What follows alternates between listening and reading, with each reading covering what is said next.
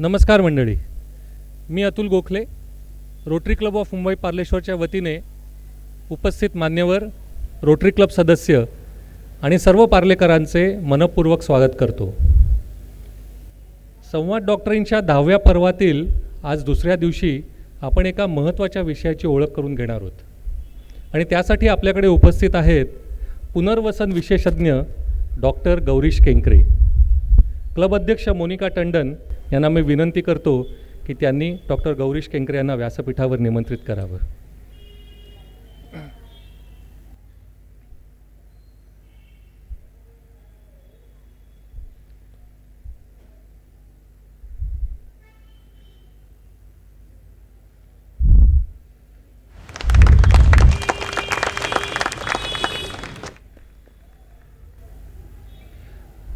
Doctor Kenkre, मला माफ करा, पण पुनर्वसन हा शब्द जेव्हा कानी पडला तेव्हा सर्वप्रथम काय आठवलं असेल तर एखाद्या धरणाच्या प्रकल्पामध्ये मूळ जागी राहणाऱ्या निवासींना जेव्हा दुसरीकडे कुठेतरी प्रस्थापित करतात तेव्हा त्याला आपण पुनर्वसन म्हणतो.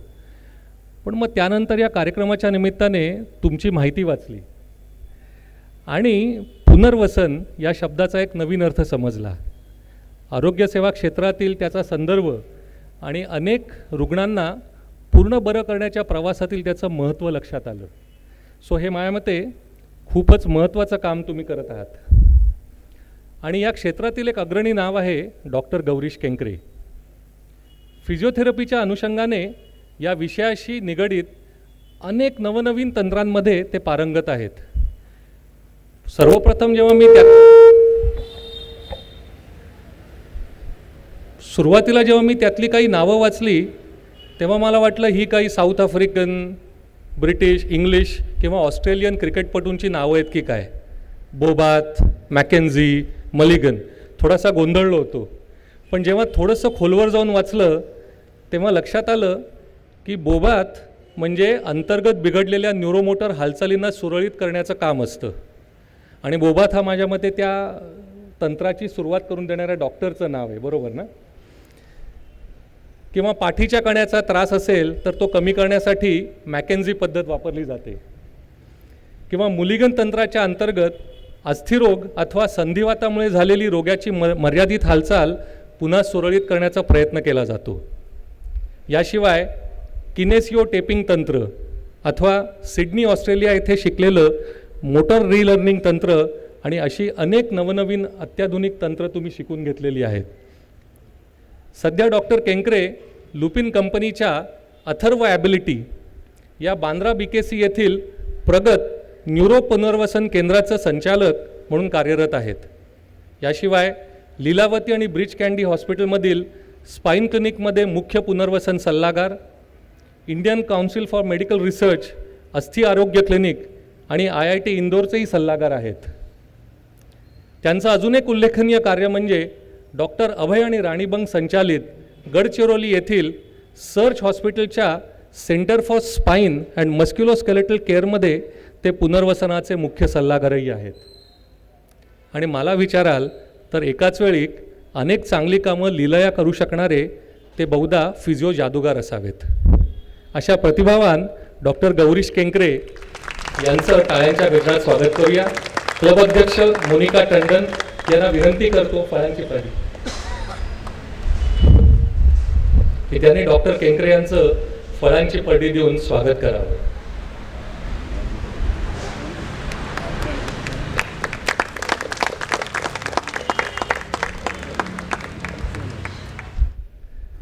धन्यवाद मोनिका.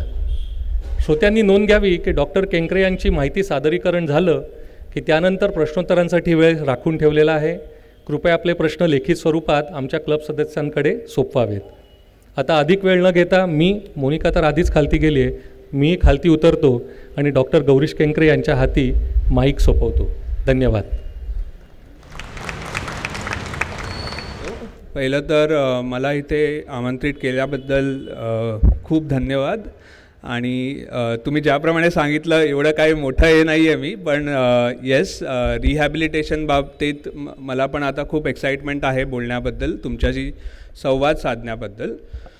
आपल्याला माहिती आहे की स्पाईन म्हणजे मणका किंवा गुडघा हे आपल्यामध्ये आता खूपच कॉमन झालं आहे. म्हणजे प्रत्येकालाच स्पाईन किंवा मणक्याचा त्रास असतोच.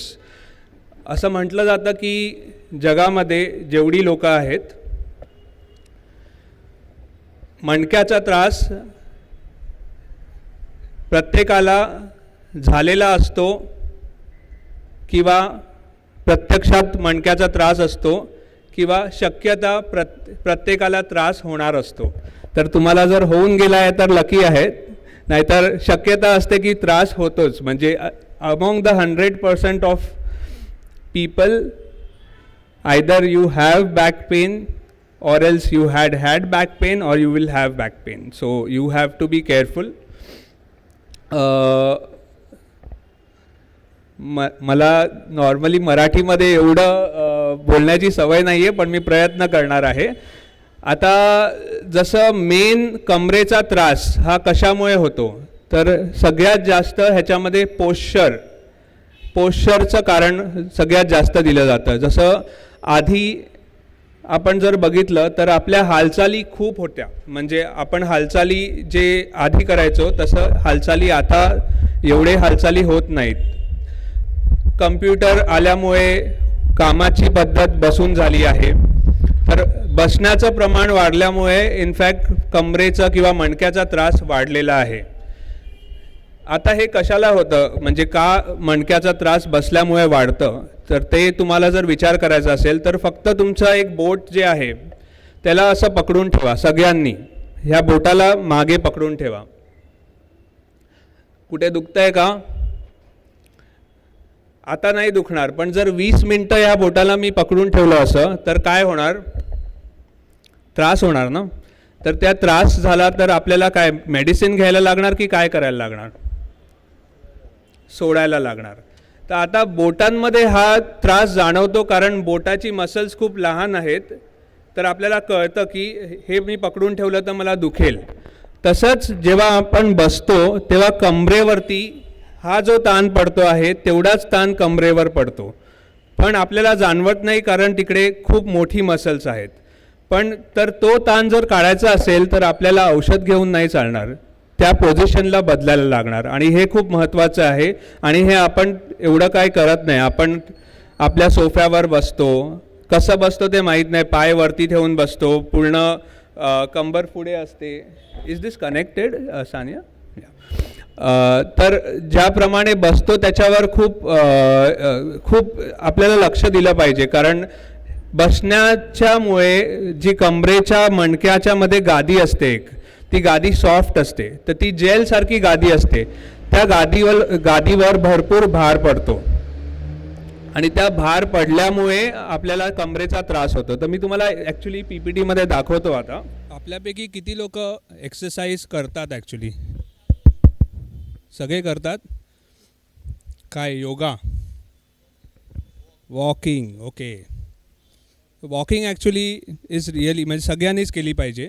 पण अगेन गुडघ्याचा जर त्रास असला आणि गुडघ्यामध्ये खरंच जर दुखत असेल तर walking is not prescribed as an exercise. तर मी ते समजवीन कशाला. पण एक्सरसाइजमध्ये काय करतात? सूर्यनमस्कार करतात, योगा करतात. आता ह्याच्यामध्ये कसं असतं ना की आता एक वयानंतर म्हणजे 40च्या वयानंतर किंवा 50च्या वयानंतर तुम्ही जेव्हा नवीन कुठले प्रकार सुरू करतात, जर तुम्ही आधीपासून व्यायाम करता आहेत तर ठीक आहे. पण जर तुम्ही नवीन, जसं आता एक नवीन डे सेलिब्रेट व्हायला लागला आहे, वर्ल्ड योगा डे, तर आमच्याकडे असे लोक येतात की त्या वर्ल्ड योगा डेच्या दिवशीच एक्सरसाइज करतात, आधी काहीच केलं नसतं. आणि मग त्या दिवशी काय करतात, जाऊन सगळेच एक्सरसाइज करतात. म्हणजे कोणतरी मागून त्यांना दाबतं, कोणतरी मागे करतं. तर तशा प्रकारचे जर व्यायाम केले तर ते चुकीचे आहेत. तर एक्सरसाइज इज गुड, पण what kind of exercise that is very important. आणि त्यामुळे तुम्हाला माहिती पाहिजे की कोणत्या वेळेला काय केलं पाहिजे. जर तुम्हाला काही वेदना नाही आहेत, दुखत नाही आहे, तर मग एक्सरसाइज करणं, पण लो इंटेन्सिटीनी सुरू करणं आणि हळूहळू वाढवणं गरजेचं आहे. पण जर तुम्हाला कुठे दुखतं आहे, कमरेत त्रास होतो आहे किंवा कमरेचा त्रास पायामध्ये जातो आहे, तर तुम्हाला काळजीपूर्वक व्यायाम केला पाहिजे. त्यावेळेला स्वतःहून व्यायाम सुरू नाही केला पाहिजे. तरी पण मी तुम्हाला सांगू शकतो की तुम्ही जर व्यायाम करतात तर कसं, म्हणजे कमरेत जर त्रास होतो आहे तर 2 प्रकारचे त्रास असतात कमरेमध्ये. एक आपण जो बोलतो स्लिप डिस्क, बरोबर. स्लिप डिस्क तुम्ही ऐकलं असणार. स्लिप डिस्कचा त्रास कॉमन असतो. आणि दुसरा एक जो असतो तो वयानुसार होतो, त्याला आम्ही स्टिनॉसिस बोलतो, डॉक्टराच्या भाषेत स्टिनॉसिस बोलतो. तर हे 2 वेगळे प्रकार आहेत. जे एक्सरसाइज स्लिप डिस्कसाठी होतात ते एक्सरसाइज स्टिनॉसिससाठी नाही होत. तर खूप लोक असे पण असतात की माझ्याकडे येऊन एक्सरसाइज घेऊन जातात, त्यांना बरं वाटतं, आणि कुठल्या दुसऱ्या माणसाने त्याला सांगितलं अरे मला कमरेचा त्रास होतो आहे, मला पायामध्ये दुखतो आहे, तेच त्यांना सांगतात हेच एक्सरसाइज करा. ते पण चुकीचं आहे, कारण ह्याच्यामध्ये डायग्नॉसिस किंवा त्रास कशामुळे होतो आहे ते कळणं गरजेचं आहे. ओके, सोप्या भाषेत तुम्हाला सांगतो मी की जर कोणाला कमरेचा त्रास आहे तर 2 प्रकाराने, म्हणजे पहिली गोष्ट तर आपल्याला माहिती पाहिजे की तो त्रास कधी वाढतो, आणि दुसरी गोष्ट काय केल्याने कमी होतो, बरोबर. तर समजा तो त्रास आहे आणि मला तो चालण्यामुळे त्रास वाढतो आहे, म्हणजे मी चालतो आहे, चालण्याने पायामध्ये दुखतं आहे, पण मी बसलो की मला आराम मिळतो. ह्याचा अर्थ काय आहे की कंबर जेव्हा पण ताठ होते तेव्हा तो त्रास वाढतो आहे किंवा माझी कमरेची नस दाबली जाते आहे, आणि जेव्हा मी बसतो आहे त्या कमरेवर आराम मिळतो आहे. तर अशा बाबतीत जेव्हा होतं तेव्हा आम्ही बोलतो की फ्लेक्शन बायस, म्हणजे बेंडिंगचे एक्सरसाइज त्यांना चांगले पडतात. म्हणजे जर तुम्ही असे मागे जसं भुजंगासन असतं किंवा कंबर मागे वाकवायची असते, त्यांनी तो त्रास अजून वाढू शकतो. कारण जेव्हा मी चालतो आहे, जर मला कमरेचा त्रास वाढतो आहे, त्याचा अर्थ जेव्हा स्पाईन सरळ होते आहे तो त्रास नसेवर दाब देतो आहे. तर तुम्हाला असे व्यायाम केले पाहिजे ज्याच्यामध्ये त्या नसेला आपण फ्री करू शकू. तसंच जर बसण्याने त्रास वाढतो आहे, जर बसतायत आणि कमरेमध्ये दुखतं आहे किंवा पायात दुखतं आहे, त्याचा अर्थ कंबर जेव्हा पण बेंड होते आहे, बसण्याने कमरेवर बेंडिंग फोर्स येतो, वाक येते.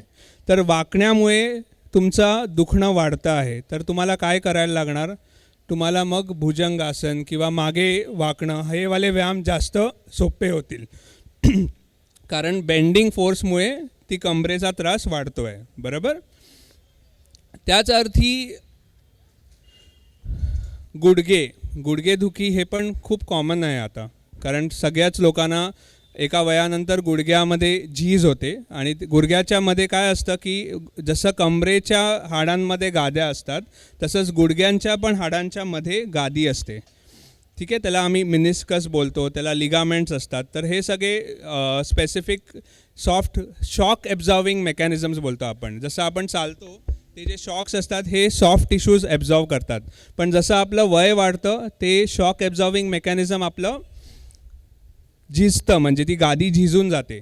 तर हे जे शॉक ॲब्झॉर्विंग आहे हे आपल्या स्नायूंच्या ताकदीने सांभाळलं जातं. पण आपण जर व्यायाम नाही केला तर स्नायूची ताकद नाही वाढणार आणि मग त्याच्या जॉईंट्सवर प्रेशर येणार आणि ते जॉईंट्स झिजून मग खराब होऊ शकतात. तर त्याच्यामुळे तुमचे नीचे एक्सरसाइजेस पण खूप महत्त्वाचे आहेत. तर जसं सरांनी सांगितलं की वॉकिंग मी करतो रोज, पण जर गुडघ्याचं जर दुखणं असेल आणि जर तुम्ही वॉकिंग करतायत तर ते चुकीचं आहे, कारण त्याचा अर्थ हे आहे की तुम्ही गुडघ्यावर प्रेशर घालतायत. जर गुडघ्याची स्नायूची ताकद मजबूत आहे तर वॉकिंग करू शकतात, पण जर स्नायूंची ताकद मजबूत नाही आहे आणि तुम्ही वॉकिंग करतायत तर त्या जॉईंटवर तुम्ही अजून त्रास घडवतायत, तर त्रास होणार त्या जॉईंटला. तर वॉकिंग करणं पण खूप विचार करून करायचं की कधी करायचं. पण जर तुम्ही खूप वर्षांपासून करतायत, त्रास नाही होत आहे, तर काही प्रॉब्लेम नाही. आता योगामध्ये जे एक्सरसाइज होतात ते जास्त फ्लेक्सिबिलिटी एक्सरसाइजेस होतात. फ्लेक्सिबिलिटी म्हणजे आपल्या बॉडीला फ्लेक्सिबल करण्यासाठी, मूवमेंट बेस्ड. पण जेव्हा आपलं एक वय होतं तेव्हा आपल्या स्नायूंमध्ये 2 गोष्टी होतात. एक तर आपली जी हाडांची ताकद असते ती कमी होते, त्याला आम्ही बोन डेन्सिटी बोलतो.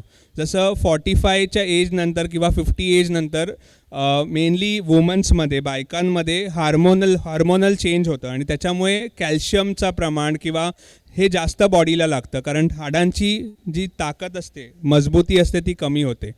आणि त्याच्यामुळे त्या हाडांना मजबूती देण्यासाठी तुम्हाला वेट बेअरिंग एक्सरसाइजेस करायला लागतात. त्याच्यामध्ये walking is one of the main weight bearing exercise. तर प्रत्येक बायकांना वॉकिंग जर 40 मिनटं तुम्ही केलं तर खूप चांगलं असतं as an exercise. When you have no problem, no complaints, but after age of 40-45 you have to start walking as an exercise which is very important, which is called as आपण ऐकलं असेल ऑस्टिओपोरोसिस. ऑस्टिओपोरोसिसला जर आधीपासूनच आपल्याला arrest करायचं असेल तर walking किंवा वेट बेअरिंग एक्सरसाइजेस करणं गरजेचं आहे. तर वेट बेअरिंग आणि वेट ट्रेनिंग हे दोन वेगळ्या गोष्टी आहेत. वेट ट्रेनिंग म्हणजे काय, जे जिममध्ये करतो, जे वजन घेऊन करतो आपण, डंबेल्स घेतो आपण, ते इलॅस्टिक बँड्स घेतो, त्याला वेट रेजिस्टन्स करतो, वेट ट्रेनिंग बोलतात त्याला. आणि वेट बेअरिंग म्हणजे काय, मी जर असा उभा आहे, एका पायावर उभा आहे, तर ह्या गुडघ्यावर, ह्या खुब्यावर वजन पडतं आहे, तर ते वजन पडण्यावाले एक्सरसाइजेस बोन ग्रोथसाठी चांगले असतात, म्हणजे हाडांच्या मजबूतीसाठी चांगले असतात वेट बेअरिंग. आणि वेट ट्रेनिंग जे एक्सरसाइज असतात ते आपल्या स्नायूंच्या ताकदीसाठी चांगले असतात. ठीक आहे, अजूनपर्यंत ते त्याच्यावर येतो, तुमचे प्रश्नांवरती मी उत्तर देईन सगळे की काय करायचं ते, तर ते आपण करूयात. पण ह्याच्यामध्ये जेव्हा पण दुखणं असतं, कोणत्याही भागात जर दुखणं असलं तर आपली बॉडी कॉम्पेन्सेट करते. कॉम्पेन्सेट म्हणजे काय, जसं त्यांनी विचारलं एक गुडघा दुखतो आहे, एक गुडघा जेव्हा दुखायला लागतो तेव्हा काय होतं की आपण त्या गुडघ्यावर वजन नाही देत, पूर्ण वजन दुसऱ्या गुडघ्यावर जातं, तर ह्याला कॉम्पेन्सेशन बोलतात. 1 महिन्यानंतर 2 महिन्यानंतर तो दुसरा गुडघा दुखायला लागणार जर आपण ह्या गुडघ्याला वाचवलं नाही तर. तर हे पहिल्याच ह्याच्यामध्ये आपल्याला पकडणं गरजेचं आहे. आणि जेव्हा दुखतं तेव्हा अंगावर काढून न घेणं आणि त्याला ट्रीटमेंट करणं इम्पॉर्टंट आहे. जर आपण अंगावर काढून घेतो, कारण ते दुखण्याची इंटेन्सिटी खूप कमी असते, आपण सहन करू शकतो एवढी असते, पण तेव्हा काय होतं, का सहन करू शकतो, कारण बॉडी त्याच्यावर वजन नाही देत, बॉडी दुसऱ्या पायावर वजन देते. आपल्या बॉडीचं स्वतःचं हिलिंग मेकॅनिझम असतं, आपल्या बॉडीचं स्वतःचं प्रोटेक्टिव्ह मेकॅनिझम असतं, आणि त्या प्रोटेक्टिव्ह मेकॅनिझममुळे आपल्याला तेवढं दुखत नाही की तुम्हाला डॉक्टरकडे जाण्याची गरज पडते. पण हे खूप महत्त्वाचं आहे की तेव्हाच जर तुम्ही त्याला वाचवलं तर तुम्हाला पुढे त्रास नाही होणार, नाही तर तो त्रास वाढत जातो आणि मग त्याच्यानंतर मग डॉक्टर पण काय करू नाही शकत. तर अंगावर नाही काढायचं, एक ओपिनियन घेणं गरजेचं आहे, तर डॉक्टरला किंवा काही कुठल्या प्रकारचे व्यायाम सुरू करणं गरजेचं असतं. तर परत दुखण्यावर येऊया. जेव्हा दुखतं तेव्हा आम्ही सांगतो की जसं मी योगाचं सांगत होतो, योगामध्ये आपण फ्लेक्सिबिलिटी एक्सरसाइजेस करतो, आपण मूवमेंटचे एक्सरसाइजेस करतो.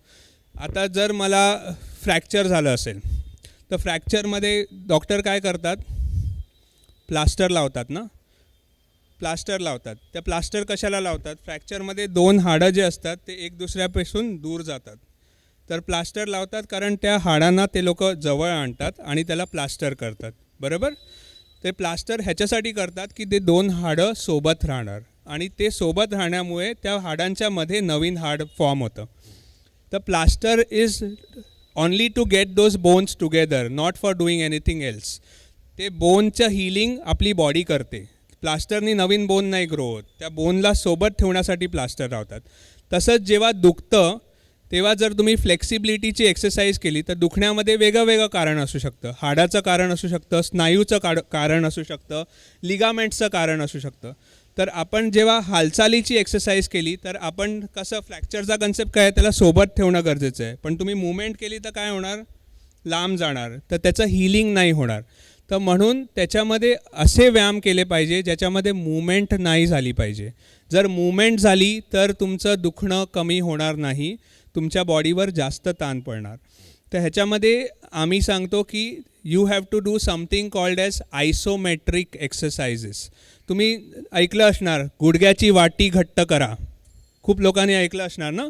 तर गुडघ्याची वाटी घट्ट करा म्हणजे काय, तुमची कुठे मूवमेंट होते गुडघ्यामध्ये, नाही होते, फक्त वाटी हलते, वाटी हलते आणि मसल टाईट होतो आहे, तर मूवमेंट होत नाही आहे. So that's very good for knee because it's isometric, there is no movement happening, काहीच मूवमेंट होत नाही आहे पण मसल काम करतो आहे.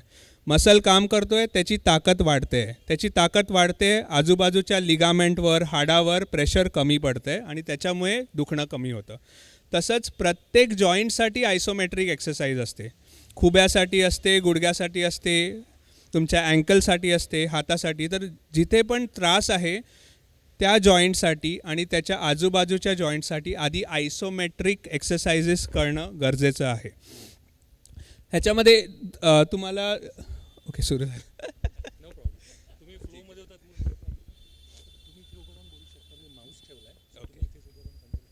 ओके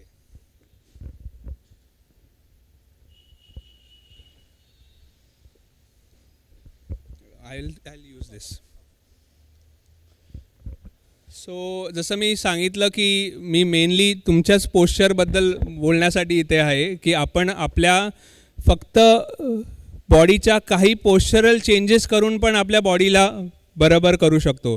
ज्याप्रमाणे आपण बसतो ती पद्धत बदलून, आपण ज्याप्रमाणे व्यायाम करतो त्याची पद्धत बदलून आपण खूप काही आपल्या बॉडीच्या त्रासाला म्हणजे येण्यापासून वाचवू शकतो. तर ते इम्पॉर्टंट आहे.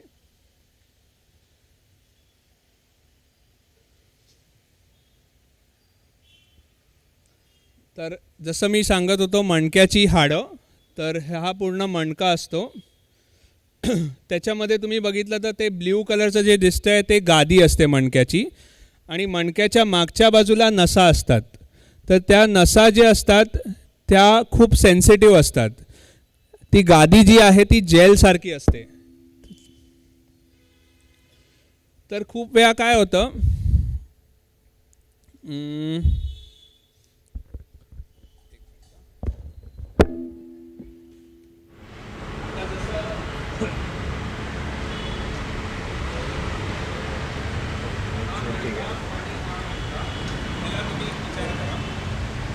L4 आणि L5 हा L4 आहे, हा L5 आहे आणि ही गादी आहे. नॉर्मली जेव्हा आपण समोर वागतो आणि मागे वागतो ती गादी मध्ये राहते. पण जसं आपलं वय वाढतं किंवा काय होतं तर मागचे जे लिगामेंट्स असतात ते वीक होतात. तेव्हा पण तुम्ही वागतात त्या जेलसारख्या गादीवर समोर प्रेशर पडतं आणि त्याच्यामुळे काय होतं ती मागे सरकते. ती मागे सरकल्यामुळे नसा येते त्या नर्वला प्रेशर देऊ शकते आणि त्या प्रेशरमुळे बेसिकली पायामध्ये दुखतं. म्हणजे कमरेच्या मॅक्सिमम जे पेशंट येतात आमच्याकडे जेव्हा येतात डॉक्टरकडे तर ते कंबरदुखी नाही बोलत, ते पायाच्या दुखण्यामुळे येतात. कारण ह्या ज्या नसा असतात ते पायाच्या वेगळ्या भागात जातात. कुठल्या खुब्यात जातात, काही नसा गुडघ्याच्या आजूबाजूला जातात, काही नसा तुमच्या पंजामध्ये जातात, काही पंजाच्या बोटांमध्ये जातात. तसंच तुमच्या मानेच्या ज्या नसा असतात ते शोल्डर, एल्बो, हातामध्ये येतात. तर ह्याच्यामध्ये जेव्हा पण तुम्हाला पायामध्ये दुखतं किंवा हातामध्ये दुखतं तर त्याचं कारण पण तुमचा मणका असू शकतं. तर हे खूप गरजेचं आहे की हात दुखणं फक्त हातासाठी नसतं. आणि दुसरी गोष्ट काय होते की हे दुखणं जेव्हा पसरतं तेव्हा त्या दुखण्याची इंटेन्सिटी खूप कमी असते, कारण ते पसरलेलं दुखणं असतं तर तुम्हाला एवढं जाणवत नाही. पण दुखण्याचा प्रकार खूप महत्त्वाचा आहे. मुंग्या येणं, बर्निंग होणं, तर असे जर प्रकार असलं तर त्याचा अर्थ नसेमध्ये त्रास आहे. आणि जेव्हा आपल्याला मसलचं दुखणं असतं तेव्हा ते डल असतं, म्हणजे काही स्ट्रेचनी ते वाढतं, रेस्ट केल्याने कमी होतं. पण नसेचं दुखणं कसं असतं continuous.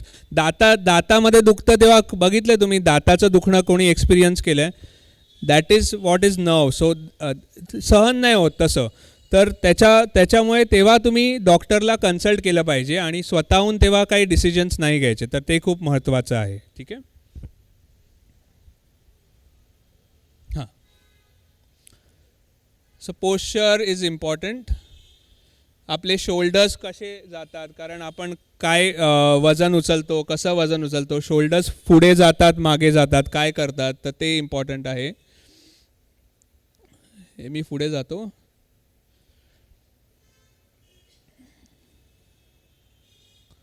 So who are at high risk for spinal problems. हे रिसर्च सांगतं की doctors, housewife 83%, labourers, maids and servants आणि office workers because of computer job right now. Increasing age also increases the risk of spine problem. जसं वय वाढतं त्याच्यामध्ये मणक्याचा त्रास वाढू शकतो. आता हे खूप महत्त्वाचं आहे.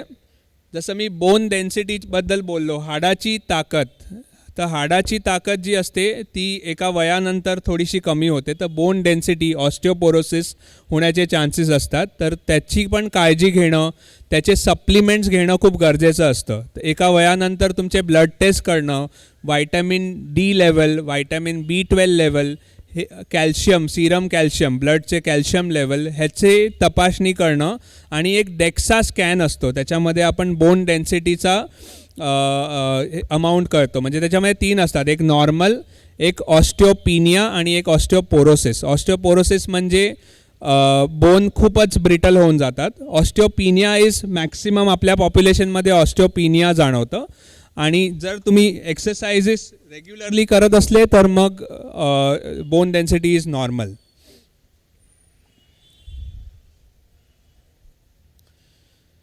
So what activities predispose spinal problem. जसं मी सांगितलं, सगळ्यात जास्त स्पायनल प्रॉब्लेम आपलं प्रोलॉंग सिटिंग, म्हणजे एकाच जागेवर बसून राहणं.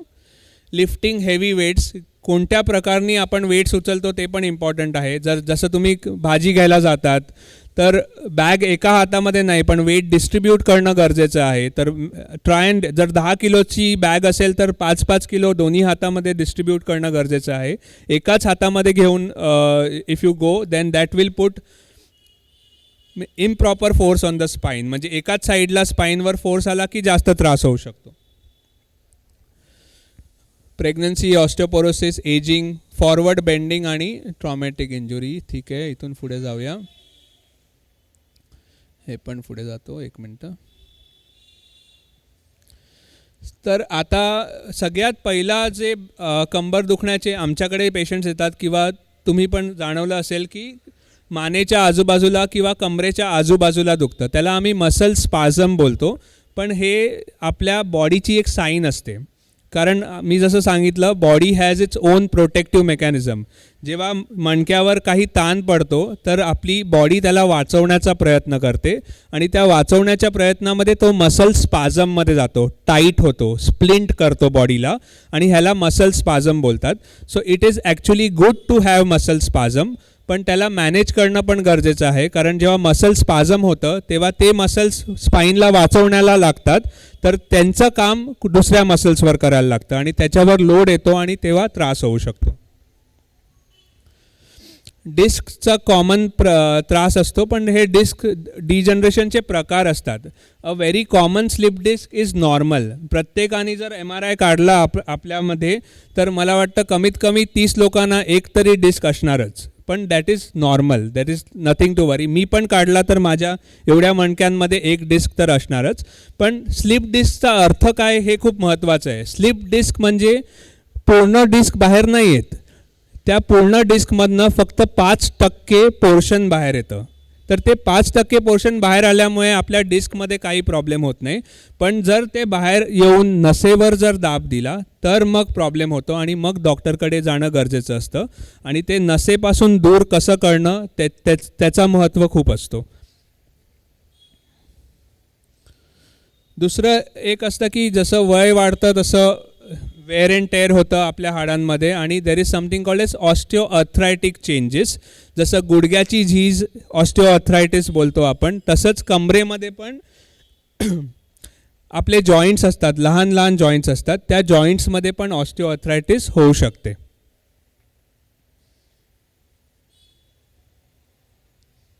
हे पुढे जाऊया.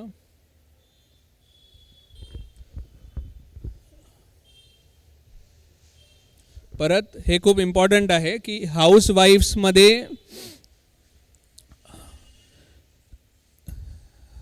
कंबर दुखण्यामुळे they were not able to perform their activities. आणि हे सगळ्या स्टडीजमध्ये दाखवलं आहे की तुमचे जे डेली कोर्स असतात, वाकून काम करणं, लाद्या पुसणं, किचन प्लॅटफॉर्मवरती एकाच वेळ उभं राहून एकाच जागेवर काम करणं, वाकणं, हे सगळ्यांनी कमरेवर ताण पडतो, आणि त्याच्यामुळे कंबर दुखणीचा हाऊसवाईफ्समध्ये खूप जास्त इन्सिडन्स आहे.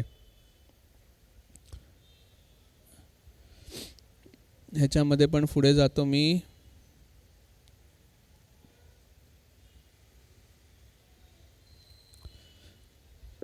एक मिनिट. आता काय कशामध्ये तुमचं दुखण्याचे प्रकार मी पुढे जातो आहे, कारण हे इम्पॉर्टंट नाही आहे. पुढे आपण काय करणं ते इम्पॉर्टंट आहे. So I cover that more. So driving is one of the things ज्याच्यामध्ये लॉंग ड्रायविंग, लाईक जसं आपल्या मुंबईच्या ट्रॅफिकमध्ये तर ड्रायविंगमुळे प्रॉब्लेम होऊ शकतो, मुंबईच्या रोड्समुळे प्रॉब्लेम होऊ शकतो. So you have to be careful. ज्याप्रमाणे झोपतो, उशी कशी वापरतात ते पण खूप गरजेचं आहे. मी ऐकलं आहे की खूप लोक बोलतात की उशी मानेखाली जेव्हा मानेचं दुखणं असतं तेव्हा उशी वापरायचीच नाही. बऱ्यापैकी लोक आमच्याकडे येऊन बोलतात की उशी नाही वापरली तर मानेचं दुखणं जातं. पण त्याच्यामध्ये पण खूप इफ्स अँड बट्स आहेत. तुम्ही कोणत्या प्रकारे झोपतात ते इम्पॉर्टंट आहे. उशी नाही वापरली आणि जर तुम्ही साईड स्लीपर आहेत तर मग मानेच्या दुखण्यामध्ये उलटं वाढ होऊ शकते, कारण जर साईडला झोपले तर मान एका साईडला पडणार. तर जर तुम्ही सरळ झोपतायत तर ठीक आहे, पातळ उशी किंवा नो उशी इज ओके. बट तुम्ही जर साईडला जास्त झोपतात तर मग you ideally have to have a medium thickness, थोडीशी जाडी उशी, ह्या एलला मेंटेन करणारी उशी इज इम्पॉर्टंट. तर आम्ही as doctors now prescribe something called as medium sized pillow. जेव्हा तुम्ही सरळ झोपतात तेव्हा ते मानेच्या खाली नसली पाहिजे, शोल्डरच्या खाली असली पाहिजे, ताकी मान तुमची न्यूट्रल राहणार. आणि जेव्हा तुम्ही साईडला झोपतात तेव्हा तुम्ही थोडं खाली सरकलं पाहिजे, तर उशी ह्या एलला मेंटेन करणार. So that's important. While brushing your teeth तुम्ही बेसिनमध्ये वागतात त्याच्यामुळे कमरेवर ताण पडतो. सिटिंग ॲट युअर डेस्क, सोफ्यावर कसं आपण बसतो, तर बसण्याची पद्धत पण तुम्ही पूर्ण हिप्स मागे लावून बसले तर मग कमरेवर ताण नाही पडत, पण आपण जर पुढे सरकून बसलो तर कमरेवर बऱ्यापैकी ताण पडतो. आणि जसं मी त्या बोटाचं एक्झाम्पल दिलं होतं की तुम्ही खूप वेळ त्याच पोझिशनमध्ये बसले तर कमरेचा ताण अजून वाढत जातो. हे काही पोझिशन्स आहेत जे रॉंग पोझिशन्स आहेत. आणि correct position is like dragging it close to your body. जसं ती ट्रॉली ड्रॅग करते, आपण मॉलमध्ये जातो, ट्रॉलीज घेतो, आपल्या बॉडीपेक्षा लांब ठेवतो. तर लांब ठेवल्यामुळे कमरेवर जास्त ताण पडतो, जेवढ्या जवळ ठेवणार तेवढं कमी ताण पडणार. जेव्हा मानेचा त्रास असतो तेव्हा आयडियली पोटावर झोपणं अवॉइड केलं पाहिजे, कारण पोटावर झोपताना मानेची पूर्ण रेंज लागते आपल्याला. आणि जेव्हा मानेचं दुखणं असतं तेव्हा आपले मसल्स टाईट असतात आणि मान पूर्णपणे हलत नाही. तर जेव्हा मानेचं दुखणं असतं तेव्हा आम्ही सांगतो की पोटावर झोपणं तुम्ही अवॉइड केलं पाहिजे.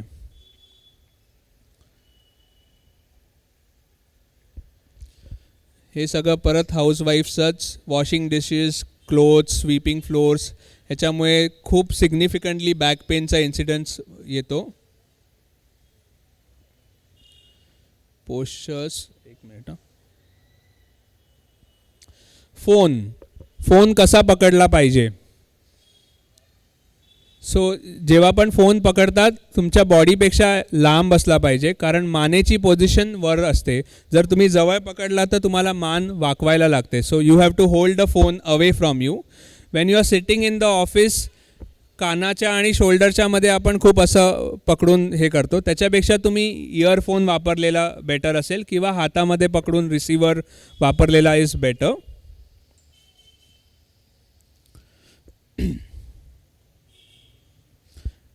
पिलोचं जर तुम्ही, जसं मी सांगितलं, medium size pillow is better. मानेच्या खाली नाही, शोल्डरच्या खाली आली पाहिजे. आता हे इम्पॉर्टंट आहे की आधी जेव्हा ट्रेडिशनली सांगितलं जायचं की आपले जे पोटाचे स्नायू असतात, क्रंचिस तुम्ही ऐकलं असणार. क्रंचिस आपण केलं की कमरेचा ताण कमी होतो, किंवा भुजंगासन केल्यावर कमरेचं दुखणं कमी होतं. तर आता जो नवीन रिसर्च आहे ते असं सांगतात की कमरेच्या जवळ, आपल्या मणक्याच्या जवळ खूप लहान लहान मसल्स असतात, स्नायू असतात. त्या मसल्सला ॲक्टिवेट करणं गरजेचं आहे जर तुम्हाला तुमच्या कमरेला स्ट्रॉंग करायचं आहे. तर त्याच्यामध्ये 3 मेन मसल्स असतात. त्याला आम्ही मल्टीफिडस, ट्रान्सव्हर्सेस ऑब्लिक आणि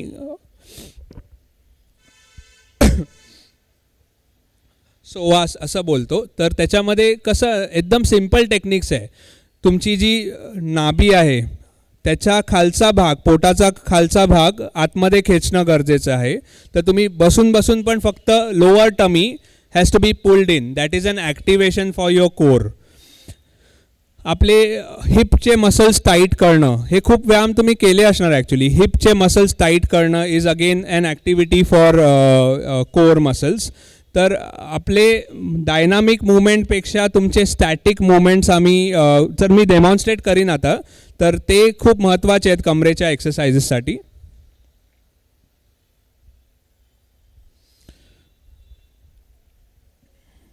आता जसं आपण ताकदीचे व्यायाम बोलतो तसंच स्टेबिलिटी पण खूप इम्पॉर्टंट आहे बॉडीमध्ये. तर स्टेबिलिटी म्हणजे काय, जसं मॅडमनी विचारलं होतं की माझ्या गुडघ्यामध्ये एकाच गुडघ्यामध्ये दुखलं तर काय होणार. तर जेव्हा एकाच गुडघ्यामध्ये दुखतं तर पूर्ण वजन दुसऱ्या साईडला जातं. तर ह्या साईडचे स्नायू काम नाही करत, तर आपल्या बॉडीची स्टेबिलिटी अफेक्ट होऊन जाते. एकाच पायावर जर मी उभं राहिलो, आता मला काही नाही होणार, पण जर मी दिवसभर उभं राहिलं तर काय होणार, सगळ्या मसल्सवर वेगळ्या प्रकारे ताण पडणार. तर जेव्हा दुसरा पाय खाली असतो तेव्हा आपल्याला कळत नाही, कारण हा पाय टच आहे, पण टच असला तरी सगळं वजन दुसऱ्या पायावर जातं आहे. तर त्याच्यामुळे बॉडीची स्टेबिलिटी अफेक्ट होते आणि त्या अर्थात स्टेबिलिटीचं ट्रेनिंग करणं खूप गरजेचं आहे. आणि त्या स्टेबिलिटी ट्रेनिंगमध्ये आम्ही फोम रोलर आणि फोम कुशन किंवा घरची एक उशीवर उभं राहणं, एका पायावर उभं राहणं. आता सगळे एकदा उभे राहा, एकदा उजव्या पायावर उभे राहा आणि एकदा डाव्या पायावर उभे राहा आणि 10-10 सेकंड उभं राहायचं. एकदा पहिलं उजव्या पायावर, बाजूच्या माणसानी दुसऱ्याचा बॅलन्स पण सांभाळायचा आहे. हां, तर तुम्ही बघितलं तर कुठल्या तरी एका पायावर तुम्ही जास्त स्टेबल असणार. सगळे दोन्ही पायावर सेम आहेत की वेगळं आहे? वेगळं आहे. तर सगळ्यांमध्ये स्टेबिलिटी अफेक्टेड असते, कारण आपण स्टेबिलिटीचे कधीच व्यायाम नाही करत, ते आम्हाला सांगायला लागतात. तर you have to make sure की तुमच्या बॉडीचं जे प्रपोर्शन आहे ते इक्वली वेट गेलं पाहिजे. दोन्ही बाजूला इक्वल वेट जाणं गरजेचं आहे. आणि त्याच्यामध्ये stability exercises, simple stability exercise for everybody is काहीतरी लहान प्लॅटफॉर्मला पकडून उभं राहणं, 10 सेकंडनी सुरू करणं, मग हळूहळू वाढवून 30 सेकंड, 50 सेकंड आणि मग तो हात सोडणं. दोन्ही पायावर इक्वल येणं गरजेचं आहे. That means you are stable. तर ते तुम्ही इनफॅक्ट सगळे सुरू पण करून बघू शकतात घरी. आधी उशी नका वापरू, आधी फ्लोअरवर सुरू करा. पण तसंच आपली ज्या नसा असतात त्याच्यामध्ये त्याचं कवरिंग असतं, त्याला आम्ही न्यूरल टिश्यू बोलतो. तर ते न्यूरल टिश्यू पण खूप टाईट असतात लोकांचे, आणि जेव्हा मसल्समध्ये फ्लेक्सिबिलिटी नसते तर सगळ्यात पहिलं ते न्यूरल टिश्यू टाईट होतो. तर आता त्याच्यामध्ये पण जर तुम्ही असं करून बघितलं, सगळ्यांनी हे पण करा की हाताची बोटं आहेत ती खाली पॉईंट करा, खाली, पूर्ण खाली पॉईंट करा. असं नाही एल्बो ताट असला पाहिजे, पूर्ण स्ट्रेट आणि खाली पॉईंट करून बघा काय होतं. हातामध्ये दुखतं का कोणाला? स्ट्रेच पडतो. तर that is neural tissue.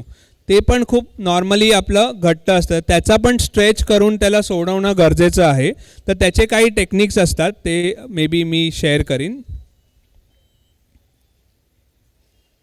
As you sed, walking is a very good exercise, but nowadays there is a craze for water therapy, swimming. कारण स्विमिंगमध्ये काय होतं, पाण्याच्या बॉयन्सीमुळे जॉईंट्सवर लोड नाही पडत आणि त्याच्यामुळे you can actually do pain free exercises. तर ज्यांना स्विमिंग पूलचा ॲक्सेस आहे, ideally they should do swimming और walking in water as an exercise. So that's important.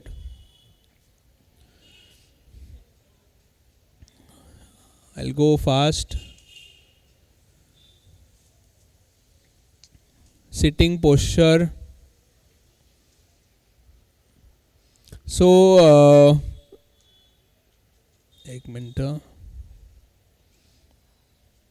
तर स्पाईनमध्ये 2 फॅक्टर्स असतात, एक मॉडिफायबल आणि एक non modifiable. Modifiable is your muscle strength, your flexibility and your core strength. हे 3 मॉडिफायबल factors असतात.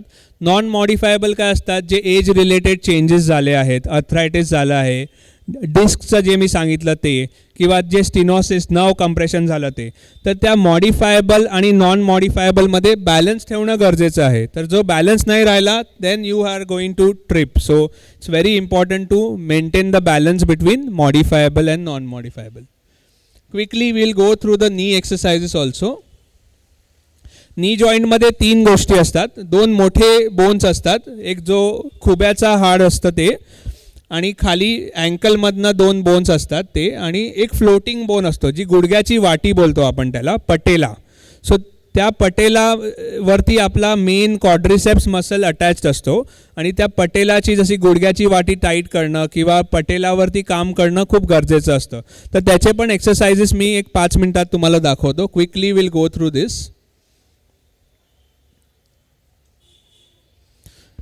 तर गुडघ्याचा संधिवाताचा त्रास ह्याचं पण प्रमाण अराऊंड 28 ते 30% आहे, आणि जसं वय वाढतं तसं गुडघ्याची झीज वाढते, आणि गुडघ्याची झीज वाढल्यामुळे बोन्सवर प्रेशर येतं आणि त्याच्यामुळे त्रास होतो. काय होतं जेव्हा त्रास होतो तेव्हा हालचाली करताना वेदना होतात, हालचालीमध्ये मर्यादा होते, म्हणजे यू गेट लिमिटेड. सांधे अकडतात, stiffness, morning stiffness is sometimes very common, की सकाळी उठल्यावर चालण्यामध्ये त्रास होतो, हळूहळू कमी होतो तो त्रास. सांध्यांमध्ये सूज जाणवते, गुडघ्याला स्पर्श केला की वेदना होतात. गुडघ्यामध्ये व्यंग म्हणजे डिफॉर्मिटी, म्हणजे गुडघ्याचा आकार थोडासा बदलला जातो. गुडघ्यामधील शक्ती नाहीशी वाटते, आणि कंटिन्युअस ताण पडतो. हे स्टेजेस आहेत अर्थरायटिसचे. तर आपण एक्सरसाइजमध्ये स्टेज 0 टू स्टेज 2 मॅनेज करू शकतो. स्टेज 3 इज ऐसा म्हणजे एक्सरसाइज जर प्रॉपर रेग्युलरली, जसं ब्लड प्रेशर झालं की आपण ब्लड प्रेशरची औषधं घेतो, सकाळ संध्याकाळ घेतो, जर नाही घेतली एक दिवस तर ब्लड प्रेशर परत वाढतं. तसंच ते स्टेज 3 आहे. जर एक्सरसाइज शुड बी डोस्ड, जर 2 दिवस एक्सरसाइज नाही केली तर त्रास वाढू शकतो. So you will have to properly take exercise like your medicine. So हे ग्रेड्स आहेत, हे एवढं काही जाणून घेण्याची गरज नाही आहे. आता हे एक्सरसाइजेस हे तुम्ही बघितलं असणार, गुडघ्याची वाटी घट्ट करणे. त्याच्यानंतर हे हॅमस्ट्रिंगसाठी, जसं गुडघ्याची वाटी घट्ट करणे इज फॉर युअर क्वाड्रिसेप्स, तसंच तुमच्या टाचेखाली एक टॉवेलचा रोल ठेवून त्याला खाली दाबणे, हा गुडघ्याच्या मागच्या मसलसाठी असतो, हॅमस्ट्रिंग. सरळ झोपून गुडघ्याखाली उशी घेणे आणि त्या खालच्या पायाला सरळ करणे, कारण ह्याच्यामध्ये परत तुमचा क्वाड्रिसेप्स, जो गुडघ्याचा main muscle, we call it walking muscle, त्याला ताकद देतं. तसंच खुर्चीवर बसून पण तुम्ही पायाला सरळ करू शकतात. हा खूप महत्त्वाचा व्यायाम आहे. हे हिपमधनं होतो, कारण गुडघ्याचा जो स्नायू असतो तो हिप बरोबर काम करतो, एकटा काम नाही करत. जेव्हा तुम्ही चालतात तुमचा खुबा आणि गुडघा एकत्र काम करतात, तर खुब्याची ताकद चांगली असली तर गुडघ्याचा लोड कमी पडतो. जर तुमच्या पंजाची ताकद चांगली असली तरी गुडघ्यावर लोड कमी पडतो. तर तुमचा पंजा आणि खुबा ह्या दोन्ही जॉईंट्सला पण ताकद देणं गरजेचं आहे. पोटावर झोपून जे आपले हिपचे मागचे मसल्स असतात, buttock muscle, that is the most important, because whenever you are getting up, every time you get up from a low height, the main muscle used is the buttock muscle, हिपचा. तर त्याचं training करणं गरजेचं आहे. ही exercise त्याच्यासाठी आहे. हे आपण स्कॉटिंग जसं रेग्युलरली करतो त्याच्यापेक्षा भिंतीला टच करून केलं तर मग गुडघ्यावर प्रेशर कमी येतं, पण त्याचे मसल्सची ताकद वाढवू शकतो. जेव्हा गुडघ्याचं दुखणं असतं तेव्हा आम्ही वॉकिंग नाही ॲडवाईज करत, पण आम्ही non weight bearing exercise advise करतो. जसं cycling is the best non weight bearing exercise. Second option is your swimming. तर वजन न येता गुडघ्याच्या स्नायूंची ताकद वाढवणं गरजेचं असतं. ठीक आहे. काय नाही करायचं, खाली जमिनीवर बसणं अवॉइड करायचं. तर तुम्हा सगळ्यांना हे लक्षात ठेवलं पाहिजे की जमिनीवर बसणं is again a strain on the spine as well as knees. So whenever possible you have to avoid it. मांडी घालून बसणं again whenever possible avoidable. गुडघ्याचं दुखणं असलं तर जिने चढणं पण आम्ही अवॉइड करायला सांगतो, कारण त्याच्यावर प्रेशर पडतं. आणि jogging, jumping, all these exercises have to be avoided with people having knee pain. आता एक डेमॉन्स्ट्रेशनच्या आधी क्विकली मी my speciality is spine and neurological rehabilitation. लकवा हे सगळ्यात इम्पॉर्टंट आहे न्यूरोलॉजीमध्ये. आजकाल तुम्ही बघितलं असणार स्ट्रोकचे इन्सिडेंट्स खूप झाले आहेत. तर लकवा किंवा पॅरालिसिस हे खूप लोकांना व्हायला लागलं आहे. In fact young people also we have seen getting strokes. तर ते स्ट्रोक झाल्यानंतर काय करायचं ते पण खूप इम्पॉर्टंट आहे. तर स्ट्रोक खूप लोकांना कॉमन झालं आहे. It can be age related, it can be stress related, it can be lifestyle related. खाण्याची पद्धत, तुमचं मॅनेजमेंट ऑफ मेडिसिन्स, म्हणजे ब्लड प्रेशर कंट्रोलेबल नसलं, फूड स्टाईल बरोबर नसली, तर शुगर कंट्रोलमध्ये नसल्या तर त्याच्यामुळे प्रॉब्लेम होऊ शकतो किंवा लकवा होऊ शकतो. तर पहिलं तर how to prevent it. Prevention for all people having or aged above 45 is going for regular blood checkup. So you have to keep a count of your lipid profile. So lipid profile is very important. तुम्ही cholesterol ऐकलंच असणार. तर cholesterol कंट्रोलमध्ये ठेवणं खूप महत्त्वाचं आहे. तुमचं ब्लड प्रेशर कंट्रोलमध्ये ठेवणं खूप गरजेचं आहे. तर ब्लड प्रेशरसाठी we also do something called as stress test. तर after age of 45 cardiac stress test, lipid profile आणि managing your sugar, blood sugar.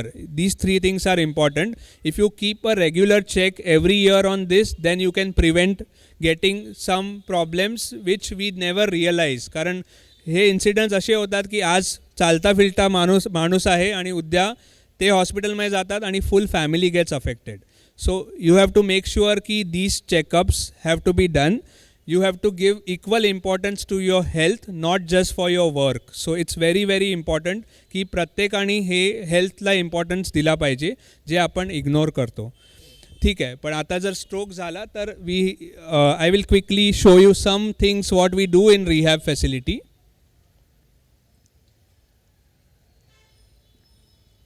So स्ट्रोकचं actually there is no medical treatment for stroke except for just stabilizing the patient. You can stabilize the patient with medicines, पण त्याचं treatment is only exercise. There is nothing. There are people who go for different massages, different Ayurvedic treatments. पण जर तुम्ही रिसर्चचे papers वाचले तर त्याच्यामध्ये exercise is the only solution. There is nothing. तर एक्सरसाइजमध्ये there is something called as neuroplasticity. त्याच्यामध्ये exercise जे आपण नॉर्मली 10 वेळा करतो, स्ट्रोक रिहॅबिलिटेशनमध्ये त्याला 1000 वेळा करायला लागतात. कारण स्ट्रोकमध्ये मसल्स नाही अफेक्ट होत, तुमचे नर्व्ज अफेक्ट होतात. आणि त्या नर्व्जमध्ये काय होतं की इकडून खाली येणारं कनेक्शन ब्लॉक होऊन जातं. तर the only way to communicate with the brain is इथून त्याला सेन्सेशन वर द्यायला लागतं. So you have to keep repeating the movement so that there is some sensation going to the brain. So only way to communicate with the brain is you give message to the brain by doing or moving your limbs. So quickly I'll show you what we do. So हे आमच्या बँड्रा सेंटरमध्ये in fact equipments आहेत जे stroke रिहॅबिलिटेशनसाठी काम करतात. जसं हे screen आहे ज्याच्यामध्ये व्हिज्युअल स्क्रीनिंग. कारण स्ट्रोकमध्ये काय होतं की आपली एक साईड अफेक्ट होते. तर साईड म्हणजे फक्त मुवमेंट्स नाही, विजन पण अफेक्ट होऊ शकतं. तर असे स्क्रीन्स असतात ज्याच्यामध्ये ते वाईप करून आपल्याला कळतं की किती त्यांचं विजन अफेक्टेड आहे आणि we can do training of those visual problems. Then there is something called as reaction time training. हे रिॲक्शन टाईम ट्रेनिंगसाठी स्क्रीन आहे. जसं हाताची मुवमेंट नाही आहे तर तो प्रेशर घालतो आहे, पण ते प्रेशर जास्त घातलं तरी ते नाही स्क्रीन हे होणार, कमी घातलं तरी जे आम्ही सेट केलं आहे तेवढंच त्याला प्रेशर घालायला लागणार. So what he has to do is he has to think and manipulate the pressure. So you are connecting the brain and the muscles.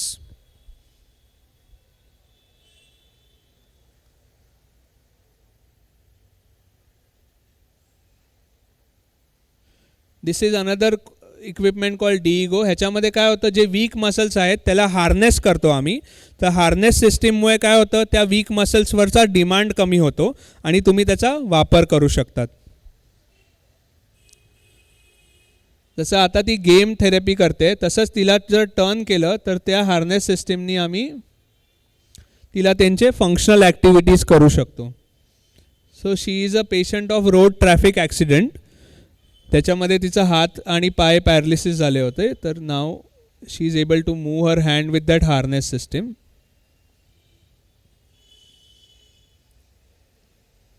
एक मिनटं. हे हँडसाठी आहे. जसं स्ट्रोकमध्ये हाताची मुवमेंट सगळ्यात जास्त अफेक्ट होते. तर हे मशीन्स आहेत ज्याच्यामध्ये you can give them hand movements.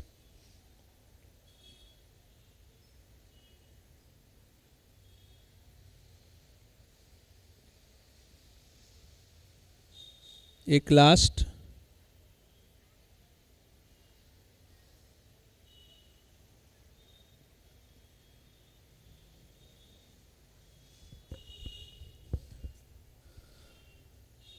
हे त्यांच्या ट्रंक कंट्रोलसाठी.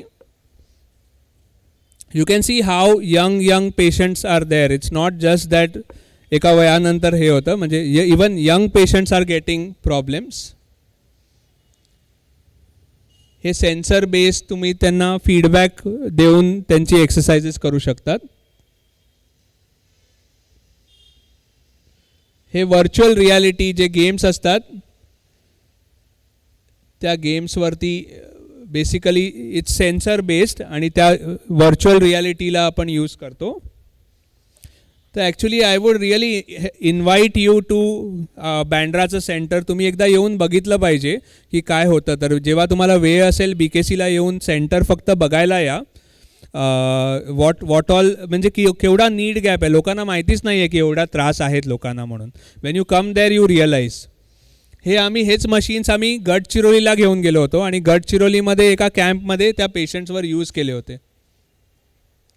जसं हे मशीन आहे ह्याच्यामध्ये ड्रायव्हिंग सिम्युलेशन होतं. तर वीक हँड्सला आपण त्यांना गेम बेस्ड ट्रीटमेंट देऊन सिम्युलेट करू शकतो.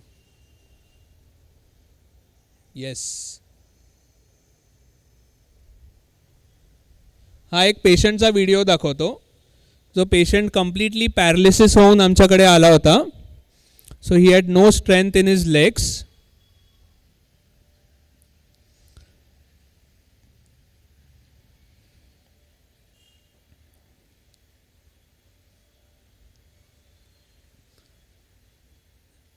आणि only with exercises we could make him.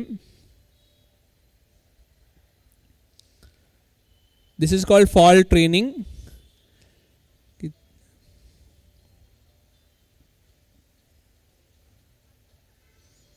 So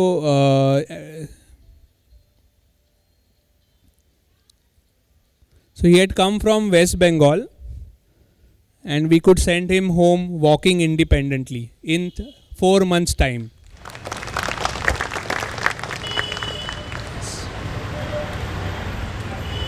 Yes. Thank you. Yeah.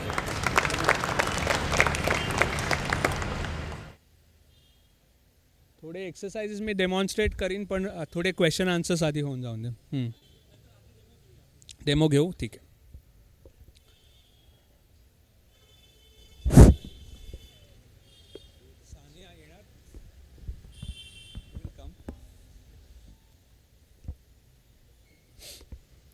तर योगा वगैरे तर तुम्ही नेहमी करतात पण I will give you some examples of isometric exercises which I spoke about. Isometric exercises म्हणजे मूवमेंट न करता मसलला ॲक्टिवेट करणं. एक खुर्ची घ्यायला लागेल आपल्याला. हां बरोबर. बघूया ना आपण बोलूया त्याच्याबद्दल. एक्सरसाइज डेमॉन्स्ट्रेशन होतं आपलं. सो हां you say it. I will quickly first explain them. तर जसं आपण पायाची मूवमेंट करतो. आता जसा हा पाय मी वरती घेतो आहे तर तो क्वाड्रिसेप्स मसल यूज होतो आणि जेव्हा मागे घेतो आहे तेव्हा गुडघ्याच्या मागचा हॅमस्ट्रिंग मसल यूज होतो.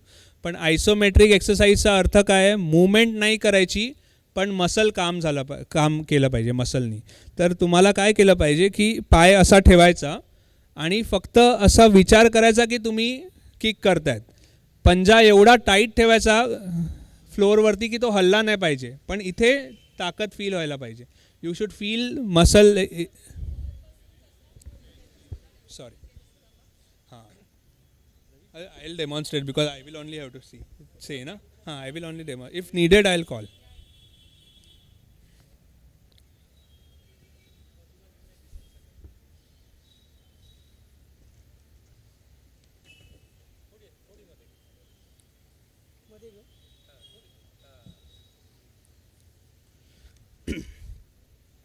जसं मी सांगितलं, हा जेव्हा आपण पाय वर घेतो तेव्हा गुडघ्याच्या समोरचा स्नायू काम करतो, आणि जेव्हा पाय मागे घेतो तेव्हा मागचा स्नायू काम करतो. हे दोन्ही स्नायू आमच्या गुडघ्याच्या त्रासासाठी खूप महत्त्वाचे आहेत, कारण त्याच्या ताकदीने गुडघ्यावरती येणारा लोड किंवा भार कमी होतो.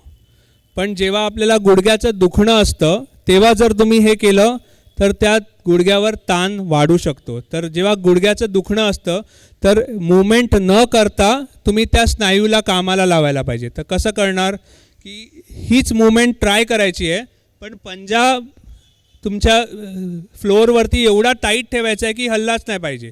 तो you just try the movement but there has to be no move. So you will feel it here.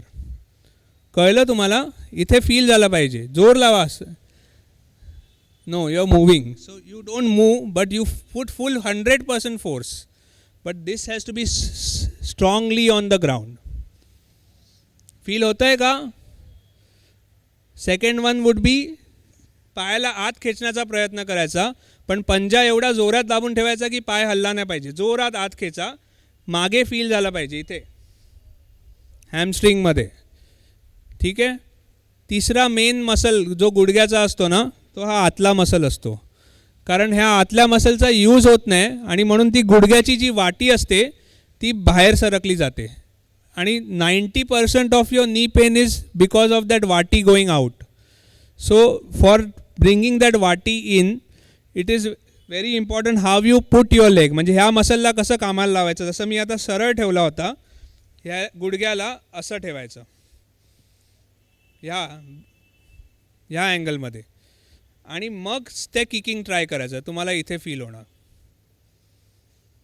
ठीक आहे. दिस शुड आतमध्ये. तुमचा फोर्स बरोबर नाही आहे, पण फोर्स इथून लावायचा आहे आणि ह्याला ब्लॉक करायचं आहे. जोर लावा, इथे फील व्हायला पाहिजे. एका टायमाला अराऊंड 10-12 वेळा, पण दिवसातनं किती वेळा पण करू शकतात तुम्ही. whenever you are. You can manipulate the force. For those 10 repetitions, you can do 100% force. But just sitting in the office, you can just put 50% and keep doing it. So it's very, very, very good for your knees. Similarly, for your neck pain, काय होतं की neck पेनमध्ये ना normally आपले मान, खांदा आणि खांद्याची जी blade असते, म्हणजे इकडे हा जो मसल असतो किंवा बोन असतो, ते वर्क ॲज अ युनिट. ते तिघही एका दुसऱ्याला सपोर्ट करून काम करतात. पण जेव्हा काही त्रास होतो, मानेचा त्रास किंवा शोल्डरचा त्रास, खांद्याचा त्रास किंवा इकडचा त्रास जेव्हा होतो, तेव्हा दे स्टार्ट वर्किंग इंडिपेंडेंटली. म्हणजे मान फक्त मानेचंच काम करते, खांदा फक्त खांद्याचंच काम करतो, आणि हे फक्त. So you have to again recreate that system. जेव्हा तुम्हाला त्या पेशंटला ट्रीट किंवा त्याला बरं करायचं आहे, तर ते सपोर्ट सिस्टीम बरोबर होणं गरजेचं आहे. तर त्याच्यामध्ये शोल्डर आयसोमेट्रिक्स हे एक्सरसाइजेस खूप इम्पॉर्टंट आहेत. तर शोल्डर आयसोमेट्रिक्स म्हणजे काय, हात जो आहे तो वॉलवरती लावायचा आणि आपण बॉक्स मारतो ना, तसं बॉक्स मारण्याचा प्रयत्न करायचा, पण there has to be again no movement. So push but no movement. 1 2 3 4 5 1 2 3 4 5. तर हे वेगळ्या वेगळ्या पोझिशन्समध्ये एक बॉक्स मारायचा, एक हाताला बाहेर दाबायचं, एक हाताला आत दाबायचं आणि एक हाताला मागे दाबायचं. हे 4 एक्सरसाइज खूप इम्पॉर्टंट आहे. So push 1 2 3 4 5, push out 1 2 3 4 5, push in 1 2 3 4 5, push behind on the wall, 1 2 3 4 5. So these are called isometric exercises. मानेच्या दुखण्यामध्ये हे केलं तर अर्ध मानेचं दुखणं कमी होऊन जातं. And we never prescribe these exercises for neck pain. मी परत सांगितलं की जेव्हा तुम्ही मान हलवली की त्याच्यावर तुम्ही ताण वाढवतायत. जेव्हा दुखतं आहे त्या भागाला हलवलं तर तो त्रास तुम्ही वाढवणार. त्या मुवमेंटसाठी बरं वाटेल कारण ते स्पाझम कमी होतं. बॉडीचं मी सांगितलं ना प्रोटेक्टिव्ह मेकॅनिझम असतं. बॉडीच त्याला वाचवण्याचा प्रयत्न करते आणि तुम्ही त्याला हलवून त्या मेकॅनिझमला तुम्ही त्रास देत आहेत. So make sure you don't move where you have pain. That is important. ठीक आहे. येस.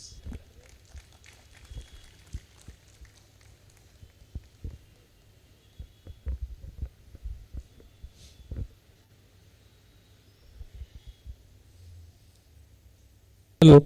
या खूप छान डॉक्टर. कृपया आपण प्रश्नोत्तर घेऊया. तुम्हाला पाणी हवं असेल तर बाटली ठेवली आहे तिकडे. प्रश्नोत्तरं कोणाची असतील तर ते लिहून द्या कृपया. मीच काही प्रश्न काढलेत कारण मी जेव्हा तुमच्याबद्दल माहिती वाचायला सुरुवात केली तेव्हाच मला काही प्रश्न पडायला सुरुवात झाले. तर पहिलं म्हणजे आज थोडीफार कल्पना तुमच्यामुळे मी सुरुवात करतो, तोपर्यंत प्रश्न लिहून द्या लोकांनी. सामान्य माणसाला फिजिओथेरपी हा प्रकार माहिती असतो, बट न्यूरोफिजिओथेरपी हा विषय माझ्या मते पूर्णपणे नवीन आहे. मग इथे किती जणांना माहिती आहे मला कल्पना नाही. तर या दोघातला साधारण एक फरक तुम्ही जर सांगू शकलात. येस. तुम्ही जसं बोलले की न्यूरोफिजिओथेरपी ह्याचं अवेअरनेस खूपच कमी आहे आपल्या इंडियामध्ये ॲटलिस्ट. आणि न्यूरोफिजिओथेरपी हे आहे हेच लोकांना माहीत नाही. तर न्यूरोफिजिओथेरपी हे बेसिकली इम्पॉर्टंट ह्याच्यासाठी आहे की कुठलाही पेशंट जेव्हा येतो किंवा काही प्रॉब्लेम घेऊन कुठला माणूस येतो तर त्याचं डायग्नोसिस होणं खूप इम्पॉर्टंट आहे. तुम्ही फक्त ट्रीटमेंट करून उपयोग नाही. म्हणजे जर माझ्याकडे एक दुखण्यासाठी पेशंट आला आहे आणि मी फक्त गोळ्या दिल्या विदाऊट आस्किंग की दुखणं कशामुळे आहे तर त्याचं हे नाही आहे. तर diagnosing a patient and then finding out solution is something which is important. Sir, physiotherapy is a form of exercise. You treat the patient with exercises. पण ते exercises कोणते कधी कुठल्या त्रासासाठी दिले पाहिजे त्याची माहिती असणं गरजेचं आहे.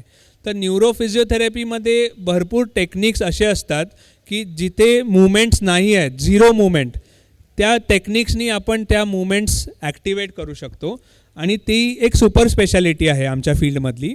आणि ते आता इंडियामध्ये येणं सुरू झालं आहे पण अजूनपर्यंत माहिती कमी आहे त्याची. हो.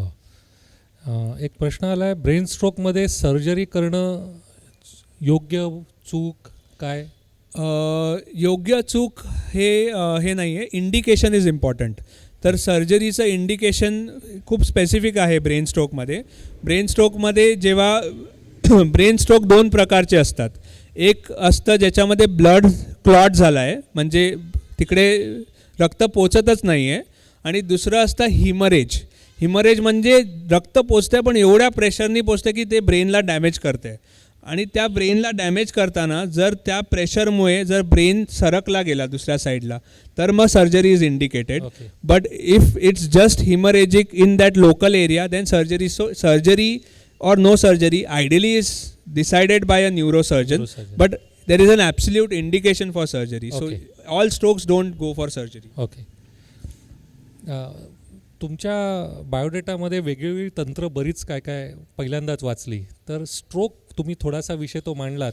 तर स्ट्रोक नंतरच्या पुनर्वसनासाठी त्यातलं कुठलं तंत्र सगळ्यात चांगलं मानलं जातं असं काही आहे का? तर आता जो रिसर्च होतो आहे आता स्ट्रोकमध्ये काय असतं की repetitions plays a very important role. म्हणजे रिसर्च म्हणतं की जर तुम्हाला मुवमेंट्स आणायचे आहेत परत जे मुवमेंट्स गेल्या आहेत पेशंटच्या तर दिवसातनं तो व्यायाम त्या प्रकारचे व्यायाम 1,500 ते 2,000 वेळा व्हायला पाहिजे. हाताचे व्यायाम 1,500 वेळा. म्हणजे तुम्ही विचार करा तुम्ही हे मुवमेंट 1,500-2,000 वेळा करतायत. करू शकणार का? फक्त मी सांगितलं हात हलवा नाही करू शकत, कोणच करू नाही शकत. So there are 2-3 important things. One is the interest of the patient.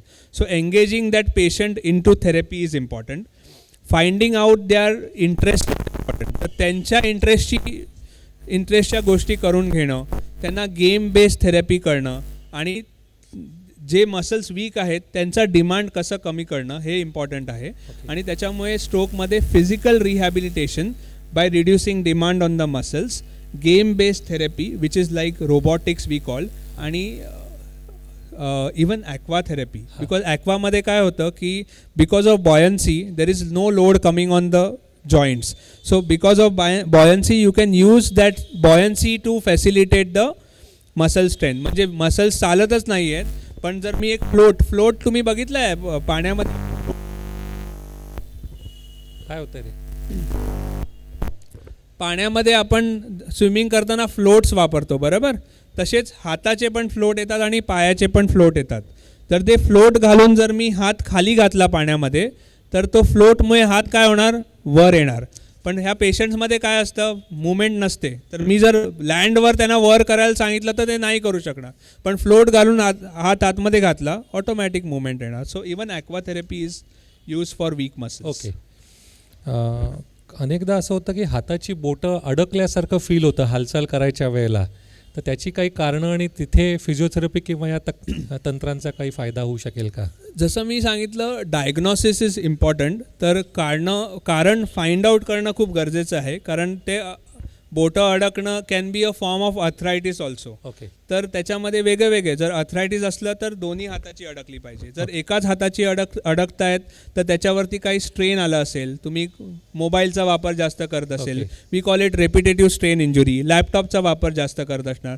So if it's repetitive strain injury then exercises after a particular time of rest can help. Okay. But if it's bilateral दोन्ही साईडला तर त्याचं investigation करणं गरजेचं आहे. Okay.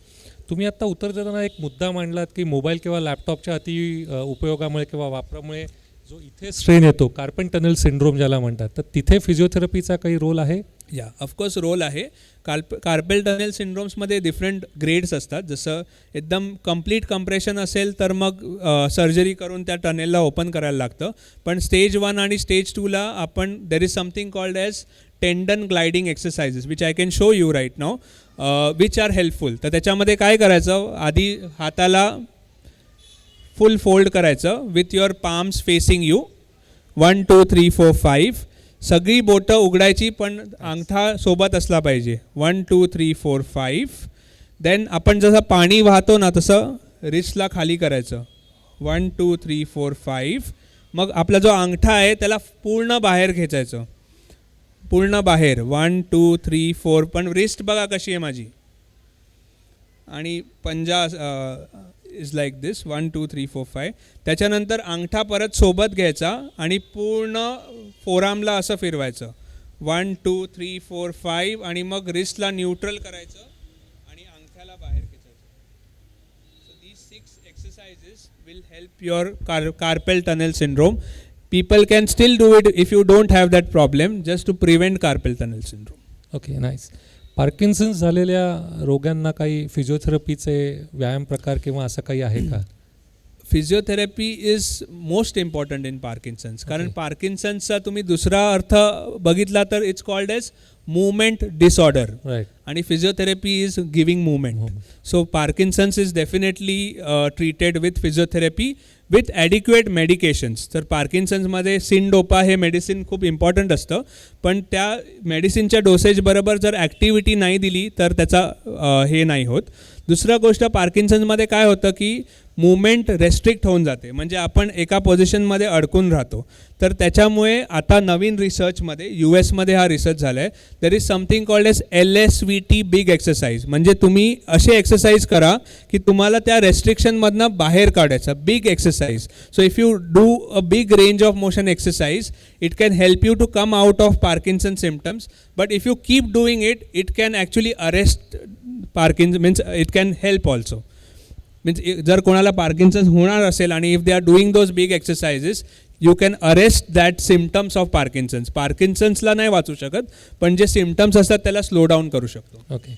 सायटिक पेनमध्ये नक्की काय होतं आणि तिथे या थेरपीचा काही रोल? जसं मी सांगितलं, सायटिक पेन हे आपल्या कॉमन लोकांमधला टर्म आहे. डॉक्टर्समध्ये sciatic pain can be because of different problems.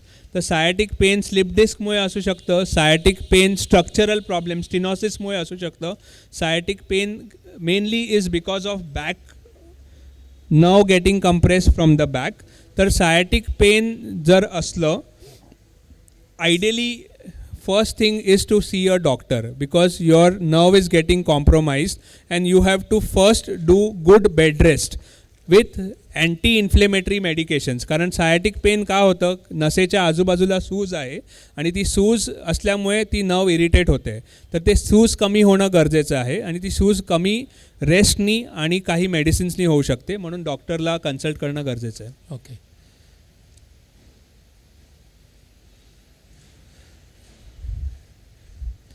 नी कार्टिलेज रिमूव्ह केल्यानंतर स्पोर्ट्स किंवा एक्सरसाइज ॲक्टिव्हिटी करता येऊ शकते का? काय केल्यावर? नी कार्टिलेज जर रिमूव्ह केलं असेल तर त्याच्यानंतर स्पोर्ट्स खेळणं किंवा ऑफकोर्स फिजिकल ॲक्टिव्हिटी करायला काही प्रॉब्लेम नाही? आपल्या सगळ्याच प्लेयर्सचं अर्ध नी कार्टिलेज काढलेलंच असतं.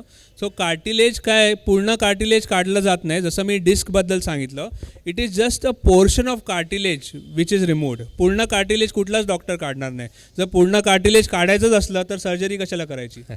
बरं. बॅक पेन किंवा मसल स्पॅझम कमी करण्यासाठी असे काही वेगळे व्यायाम प्रकार आहेत का? मसल स्पाझम जसं मी तुम्हाला सांगितलं इज अ गार्डिंग स्पाझम. तर आयडियली त्याला कमी करायला, जर तुम्हाला कमी करायचं असेल तर त्यावेळेला मुवमेंट रेस्ट्रिक्शन खूप इम्पॉर्टंट आहे, रेस्ट घेणं इम्पॉर्टंट आहे. जर तुम्ही त्याला कमी करून जर तुम्ही चालत राहिले तर you are actually going to damage your spine or aggravate the problem. Okay. Dementia, स्मृतिभ्रंश, या पेशंट्सच्या रिकव्हरी किंवा प्रोग्रेशन ऑफ डिसीज स्लो करण्यासाठी फिजिओथेरपीचा काही उपयोग होऊ शकतो का? उपयोग खूप आहे. पहिली गोष्ट तर कोणाकोणाला, सगळ्यांना आपले फोन नंबर्स तर लक्षात आहेत, पण आपल्या फॅमिली मेंबर्सचे फोन नंबर्स लक्षात आहेत का? लक्षात आहेत की फोनमध्ये सेव्ड आहेत? दोन्ही सगळ्यांचे. आणि मग दूरची फॅमिली, तुमचे कझिन्सचा आधी असायचे ना. पण तर आपलं एवढं टेक्नॉलॉजी डिपेंडंट झालो आहे की your brain is actually not thinking, everything is there and that is the cause why these incidences have increased. Everything is on technology, म्हणजे सगळंच टेक्नॉलॉजीमध्ये. तर पहिली गोष्ट आपल्या ब्रेनला ॲक्टिव्ह ठेवणं गरजेचं आहे. So you have to kind of keep doing something, keep talking, don't be on the phone. So these all things are important. Going into a conversation with your family members, having regular conversations, discussing about things. So those things are important to prevent it. Okay. पण आता जेव्हा dementia होतं तेव्हा yes, cognitive exercises are very important. So cognitive exercises like simple memory exercises. Memory exercise म्हणजे 2 लोकांमध्ये खेळू शकतो. मी आता सिटीची नावं सांगतो आहे. मी मुंबई बोलणार, तुम्ही मुंबई पुणा बोलणार, मी परत मुंबई पुणा नागपूर, तुम्ही पुढे Mumbai Poona Nagpur. So these kinds of exercises help to activate the brain. Different jumbled words like इंडियाला दुसऱ्या वर्ड्समध्ये हे करायचं, NIDI whatever, and then त्यांना सांगायचं हे कुठली सिटी, कुठला कंट्री आहे. So they have to stimulate the brain. ओ हे वर्ड जम्बल्ड वर्ड्स बोलतो. सो असे सगळे exercises are given to treat dementia. Maze puzzles म्हणजे आपण ते लहानपणी करायचो ना, मेज puzzle. So these things are use to treat brain disorders. मानेच्या दुखण्याबद्दल मगाशी तुम्ही माहिती दिलीत. त्यासाठी ऑर्थोपेडिक पिलोज आजकाल मार्केट केल्या जातात, तर त्यांचं काय रोल आहे का नाही आहे? सो ऑर्थोपेडिक पिलोजमध्ये मेमरी कुशनवाले पिलोज दिले जातात. तर memory foam pillows are absolute no for people having pain. Because memory foam पिलोजचा कन्सेप्ट काय आहे की ज्या प्रकारे तुम्ही झोपतात ते पोश्चर ते अज्युम करतं. जर तुम्ही पेनमध्ये आहेत तर तुम्ही ऑलरेडी चुकीच्या पोश्चरमध्ये आहेत, तर तुम्ही चुकीच्या पोश्चरचं ते पिलो अज्युम करतं posture, which is wrong. So if you don't have problem then those pillows are good, but when you are having problem you should not use. Okay. एक आजकाल खूप घरोघरी ऐकू येणारा प्रकार म्हणजे वयाबरोबर तोल जाऊन पडणं. हे खूप घराघरामध्ये ऐकू यायला लागलेलं आहे. बरोबर. तर हे होऊ नये किंवा टाळण्यासाठी दैनंदिन जीवनात काही साध्या साध्या गोष्टी करता येणार का आहेत का? जसं मी तुम्हाला सांगितलं, stability is compromised in most of us because of problems in the joints. One problem I said osteoporosis and osteoarthritis. Osteoporosis is weakness of bones. Osteoarthritis is problem of joints. जेव्हा एका जॉईंटमध्ये त्रास असतो, तुमचा पूर्ण तोल दुसऱ्या साईडला असतो, पण त्याच्यामुळे तुमचा बॅलन्स कॉम्प्रोमाइज होत जातो, जे आपल्याला कळत नाही. आणि ह्या बॅलन्स कॉम्प्रोमाइज झाल्यामुळे you have regular falls, and when there is osteoporosis, त्या फॉलमुळे फ्रॅक्चर होतं. तर ह्यांना वाचवण्यासाठी there is something called as anticipatory exercises. So there are some muscles which are very important in our body, which are reactive muscles called anticipatory muscles. जेव्हा आपण पडतो तेव्हा पहिलं काय होतं, जेव्हा पडायला जातो तेव्हा युअर हँड कम्स बिफोर. पण जेव्हा बॅलन्स कॉम्प्रोमाइज असतो त्यांच्यामध्ये हात येतच नाही. So falling is not a problem, preventing impact of fall is the problem. तुम्ही पडले तर प्रॉब्लेम नाही आहे, पण किती जोरात पडतात त्याचा प्रॉब्लेम आहे. So when you activate that anticipatory muscles, you reduce the impact of that fall, and that is something which helps your problem. So anticipatory muscle activation is an exercise which is prescribe for. Okay. आणि माझ्याकडनं शेवटचा प्रश्न असा आहे की भारतीय तत्त्वज्ञानात कुंडलिनी नावाचा एक संकल्पना आहे. मणक्याच्या टोकाला खालती एक देवी ऊर्जा असते असं मानलं जातं आपल्या तत्त्वज्ञानात. पाठीच्या कण्याच्या एक्सरसाइजेसबद्दल तुम्ही मगाशी बरीच विस्तृत माहिती दिलीत, तर ह्या दोन संकल्पनांचा कुठे काही ओव्हरलॅप आहे असं वाटतं तुम्हाला? या प्रश्नाचं तरी उत्तर नाही आहे. No problem. हां, धन्यवाद डॉक्टर केंकरे. खूप छान माहिती प्रात्यक्षिकांसमवेत तुम्ही दिलीत. मला खात्री आहे की इथे उपस्थित लोकांना त्याचा खूप फायदा होईल. घरोघरी पडण्याच्या ज्या काही गोष्टींचा प्रॉब्लेम आहे तो बहुतेक कमी होईल. लोकांनी जाऊन एक्सरसाइजेस चांगले करावेत. मसल बोन हे दोन्ही सशक्त ठेवणं ते माझ्या मते बॅलन्सच्या दृष्टीने गरजेचं आहे, बरोबर. आणि ते तसे एक्सरसाइज करत राहिलात तर आय थिंक तो प्रकारही थोडासा कमी होऊ शकेल. मी संस्थेच्या क्लब अध्यक्षा मोनिका टंडन आणि कार्यवाह हेमंत मोंडकर यांना विनंती करतो की त्यांनी स्टेजवर जाऊन डॉक्टरांना क्लबचं सायटेशन प्रेझेंट करावं. तोपर्यंत माहिती देतो, उद्या डॉक्टर प्रशांत छाजेड हे पल्मोनॉलॉजिस्ट म्हणजे श्वसनविकाराच्या रोगांचे स्पेशलिस्ट आहेत आणि ते श्वासोच्छ्वासाच्यामुळे जो निद्रानाश होतो रोग प्रॉब्लेम्समुळे, तर त्याला ट्रीट करणारे डॉक्टर आहेत. हेमंत, तर श्वासोच्छ्वासाच्यामुळे होणारा निद्रानाश या विषयावरती उद्या ते आपल्या समोर माहिती सादर करणार आहेत. तर उद्या इथेच भेटूया संध्याकाळी 7 वाजता. धन्यवाद.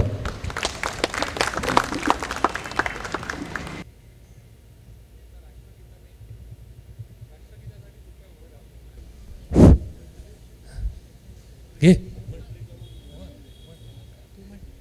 जनगण मन अधिनायक जय हे भारत भाग्य विधाता. पंजाब सिंध गुजरात मराठा द्राविड उत्कल वंग. विंध्य हिमाचल यमुना गंगा उच्छल जलगित रंग. तव शुभ नामे जागे तव शुभ आशीष मागे. गाहे तव जय गाथा. जनगण मंगलदायक जय हे भारत भाग्य विधाता. जय हे जय हे जय हे जय जय जय जय हे.